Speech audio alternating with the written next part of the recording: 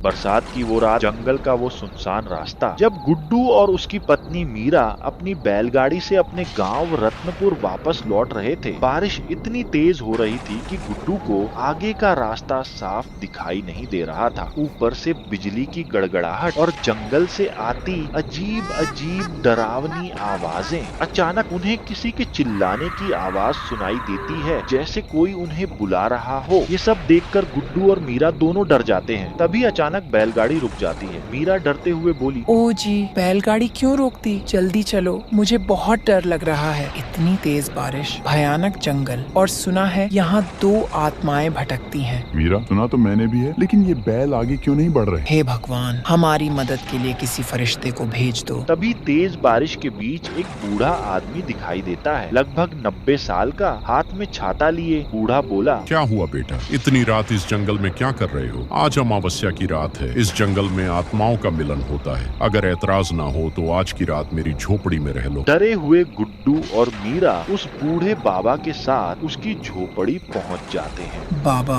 ये आत्माएं कौन है? बूढ़ा बाबा गहरी सांस लेकर बोलता है, बहुत साल पुरानी बात है। रतनपुर गांव में एक सेठ रहता था। नाम था श्यामलाल। उसकी पत्नी शकुंतला और एक बेटी कुसुम। कुसुम 20 साल की थी। दूसरी तरफ उसी गांव में गरीब रामू, उसकी पत्नी मालती और बेटा मोहन। मोहन 25 साल का था। भगवान को कुछ और ही मंजूर था। कुसुम और मोहन एक दूसरे से बेइंतहा प्यार करने लगे। जंगल में छुप छुप कर मिलते। कुसुम बोली, मोहन, अगर पापा को पता चल गया तो वो हमें मार डालेंगे। मोहन बोला, कुसुम, हम भागकर शादी कर लेते हैं। एक दिन सेठ श्यामलाल को सब पता चल जाता है। उसका गुस्सा आसमान छू जाता है। अगर ये सच हुआ तो मैं दोनों को उसी जंगल में जिंदा जला दूंगा। मोहन और कुसुम पुराने मंदिर में शादी करने पहुंचते हैं, लेकिन तभी सेठ वहां आ जाता है। एक नौकर का बेटा मेरी बेटी से शादी करेगा। हरिया, इन दोनों को इसी पेड़ के नीचे जिंदा दफना दो। उसी मिट्टी में दोनों को जिंदा दफना दिया जाता है। उनकी आखिरी इच्छा, शादी, अधूरी रह जाती है। तभी से उनकी आत्माएं इस जंगल में भटकने लगती हैं।